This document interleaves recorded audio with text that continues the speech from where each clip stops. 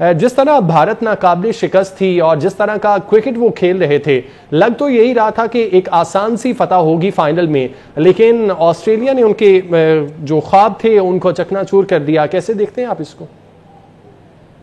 मेरा ख्याल है कि जिस तरह तमाम लोग सोच रहे थे कि इंडिया ये वर्ल्ड कप जीत जाएगा, क्योंकि वर्ल्ड कप में और मेगा इवेंट में अब तक इंडियन टीम नाकाबिले शिकस्त थी, मगर जिस तरह ऑस्ट्रेलिया ने खेल पेश किया और जिस पॉजिटिव बॉडी लैंग्वेज के साथ वो ग्राउंड में उतरे हैं और जिस तरह उन्होंने बॉलिंग, बैटिंग और फील्डिंग तीनों शोरों में इंडिया को नॉकआउट किया, तो डेफिनेटली वो बहुत ही ज्यादा काबिल तहसीन है। और मेरा ख्याल है कि ऑस्ट्रेलिया की एक कम्प्रिहेंसिव विक्ट्री है इंडिया के ऊपर और खेल के तीनों शोबों में उन्होंने इंडिया को नॉकआउट कर दिया। अच्छा, आप समझते हैं कि रोहित शर्मा का जो आउट हुआ था, जिस तरह बेहतरीन कैच ट्रेविस हेड की जानिब से किया गया, वो मैच का टर्निंग पॉइंट था? उसके बाद जो इंडियन बैटिंग है वो लड़खड़ा सी गई थी, कोई भी टिक कर नहीं खेल सका।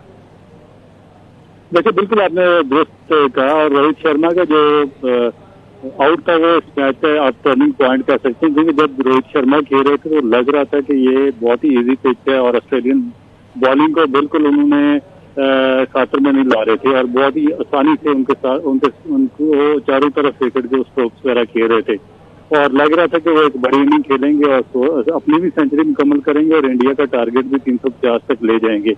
मगर जिस तरीके से वो आउट हुए और ऊपर से नीचे उन्होंने 2-3 शॉट खेलने की कोशिश की, उसके बाद फिर इंडियन जो बैटिंग लाइन है वो बिल्कुल संभल नहीं सकी और मुख्तलिफ इंटरवल में उनकी विकेट गिरती गई। तो मेरा ख्याल है कि जो मेन वो टर्निंग पॉइंट था वो रोहित शर्मा का आउट होना था और आप इसको कह सकते हैं कि उसी वजह से इंडिया को इस मैच में शिकस्त का सामना करना पड़ा। ठीक है, आप साथ ही रहिएगा। साबिक टेस्ट क्रिकेटर सलीम मलिक साहब ने भी हमें ज्वाइन किया है। सलीम साहब, आपका भी बहुत शुक्रिया वक्त देने के लिए। तीनों शोबों में ऑस्ट्रेलिया ने बाजी मारी है। जैसे ही आज इनिंग्स का आगाज हुआ इंडियन बैटिंग का, तो फील्डिंग हमने देखा, जिस तरह का प्रेशर उन्होंने पहले ही पावर प्ले में डाला, उसके बाद जो रोहित शर्मा का कैच था, फिर बैटिंग हो, बॉलिंग हो ऑस्ट्रेलिया की, सब में ही वो आगे रहे हैं। आज कैसे देखते हैं आप उनकी जीत को? बिल्कुल, इसमें कोई शक नहीं, मगर बात यह है कि जी देखें, ये गेम था प्रेशर का और मेरा ख्याल है इंडिया थ्रू आउट इस टूर्नामेंट में बहुत अच्छा खेलता रहा, मगर जिस दिन उसको प्रेशर नहीं लेना चाहिए था उस दिन सबसे ज्यादा प्रेशर लिया। और मेरा ख्याल ऑस्ट्रेलिया वाहद टीम है जो देखे ना आप, नीचे से वो जब उठी थी तो हम बार बार ये कहते थे कि ये इतनी स्ट्रांग टीम है, ये कम बैक बड़ा स्ट्रांगली करती है। मैं और रऊफ अक्सर हम आपके चैनल पे कहते थे। तो बात यह है कि उन्होंने दिखाया है कि वो प्रेशर में किस तरह अंडर प्रेशर नहीं आते। बहरहाल इंडिया ने आज बहुत ज्यादा अपने ऊपर प्रेशर लिया और जिस तरह की उन्होंने बैटिंग की, मतलब किसी भी बैट्समैन स्पेशली शर्मा ने जिस तरह की शॉट खेली, मेरे ख्याल इस मैच को हारने में सबसे ज्यादा जो जिसको बुरा कहा जाएगा वो शर्मा है, क्योंकि एक आउट पे इतना अच्छा एक ही ओवर में 6 और 4 मारने के बाद उन्होंने विकेट थ्रो किया। उसके बाद आप देखें कि किसी जगह भी इंडिया संभल नहीं सका। तो ये तो एक बड़े प्लेयर की निशानी होती है कि आप 47 पे खेल रहे हैं, आप टीम को लेके जाने के बजाय पूरे थ्रू टूर्नामेंट देखें रोहित शर्मा यही करता रहा, किया ऊंची हिट मारी और चले गए। मगर बाकी उस टूर्नामेंट में क्योंकि प्रेशर इतना नहीं था, बाकी प्लेयर उन टीम को लेके जाते रहे। विराट बहुत अच्छा खेलते रहे। तो जैसे ही आज प्रेशर पड़ा, चूंकि फाइनल था, तो मेरे ख्याल प्रेशर में अच्छा नहीं खेल सके वो।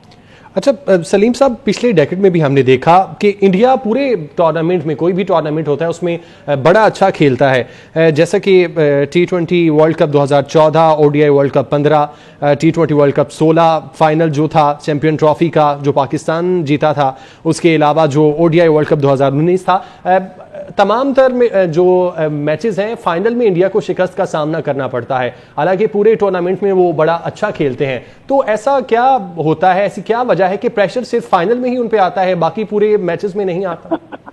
नहीं, ऐसा तो नहीं है जी। ये चीज तो महल साउथ अफ्रीका के लिए कही जाती है कि वो बड़े मैच में आके अच्छा नहीं खेलती, मगर इससे पहले धोनी के टाइम पे तो इंडिया बहुत अच्छा खेलती रही, बहुत अच्छा करती रही। मगर असल चीज ये है कि आप देखें, कप्तानी का उस वक्त पता चलता है जब आप अंडर प्रेशर होते हैं। उससे पहले तो जब आप जीत रहे होते हैं बहुत सारी चीजें छुप जाती हैं। तो मेरा ख्याल है कि आज जो बहुत ज्यादा इंडिया ने अपने ऊपर प्रेशर लिया हुआ था, वो आपकी बात ठीक है कि ये पिछले कई टूर्नामेंट से बड़े मैचों में आके ये स्ट्रगल कर रहे हैं। तो असल चीज तो वो उस वक्त पता चलती है जब आप पे प्रेशर पड़ता है। हल्के मैचों में तो आप लेके टीम को चले जाते हैं, और देखें थ्रू द टूर्नामेंट इंडिया वह टीम थी जो एक मैच भी नहीं आ रही थी, और हम बार बार कहते थे ये क्रिकेट का असूल है कि कोई ना कोई आपका बैड डे होता है।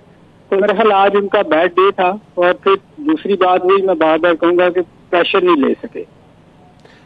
ठीक है अब्दुल रऊफ साहब, अगर हम बात करें आज ट्रेविस हेड की इनिंग्स की, जो कि उन्होंने 137 रन की खेली है, खुद को उन्होंने एडम गिलक्रिस्ट और रिकी पॉन्टिंग की लिस्ट में शामिल किया है जिन्होंने फाइनल में सेंचुरी स्कोर की है। इससे पहले वर्ल्ड टेस्ट चैंपियनशिप में भी उन्होंने इंडिया को बाहर किया था अपनी सेंचुरी की बदौलत, और वो ऑस्ट्रेलिया के नाम की थी। कैसे देखते हैं उनको? जी बिल्कुल, बहुत ज्यादा आउटस्टैंडिंग इनिंग है, और मेरा ख्याल है कि ऑस्ट्रेलिया को एक बड़ा बैट्समैन मिल चुका है। और जिस तरह की इन्होंने टेस्ट चैंपियनशिप में लॉर्ड में इनिंग खेली थी इंडिया के खिलाफ, वो भी आउटस्टैंडिंग थी। और आज एक दफा फिर उन्होंने अपनी इस परफॉर्मेंस को रिपीट किया और एक और बड़ी इनिंग खेली है, और वो भी वर्ल्ड कप फाइनल के मौके पर इतनी बड़ी सेंचुरी करना डेफिनेट आपके जो ब्राइट फ्यूचर है उसकी निशानदेही कर रहा होता है। तो मेरा ख्याल है कि एक बड़े अच्छे प्रोस्पेक्ट हैं ऑस्ट्रेलिया के लिए, और काफी लंबे अरसे के लिए ऑस्ट्रेलिया को सर्व करेंगे, क्योंकि टेक्निकली बहुत ही अच्छे बैट्समैन है। ये दोनों जो लंबे फॉर्मेट है जिसमें टेस्ट क्रिकेट भी आपकी आ जाती है और 50 ओवर का फॉर्मेट, दोनों में इक्वली ये बैलेंस प्लेयर हैं, और आज उन्होंने इस चीज को साबित कर दिया।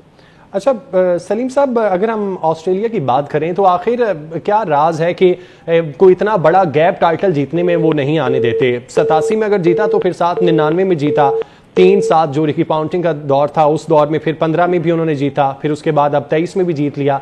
क्या वजह है? ऑस्ट्रेलिया इतनी स्ट्रांग क्यों है टीम?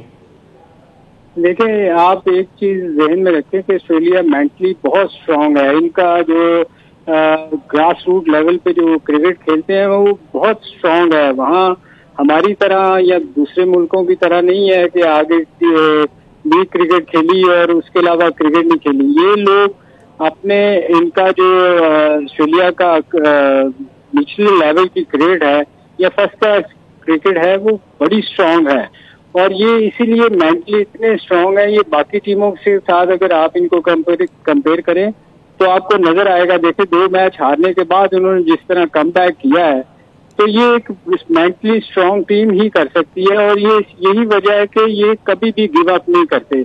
हमेशा ये जब भी नीचे से आते हैं ये टूर्नामेंट को लेके जाते हैं। और आज भी देखें, एक टाइम पे इस टूर्नामेंट में लग रहा था कि इंडिया को हराना बड़ा मुश्किल है इस टूर्नामेंट में, क्योंकि थ्रू आउट उनकी टीम हर जगह बैलेंस लग रही थी, हर चीज उनकी फेवर में थी। उसके बावजूद ये एक मेंटली स्ट्रांग टीम ही कर सकती है जो ऑस्ट्रेलिया ने किया है। हमेशा ये जब भी नीचे से आते हैं ये टूर्नामेंट को लेके जाते हैं। और आज भी देखें, एक टाइम पे इस टूर्नामेंट में लग रहा था कि इंडिया को हराना बड़ा मुश्किल है इस टूर्नामेंट में, क्योंकि थ्रू आउट उनकी टीम हर जगह बैलेंस लग रही थी, हर चीज उनकी फेवर में थी। उसके बावजूद ये एक मेंटली स्ट्रांग टीम ही कर सकती है जो ऑस्ट्रेलिया ने किया है।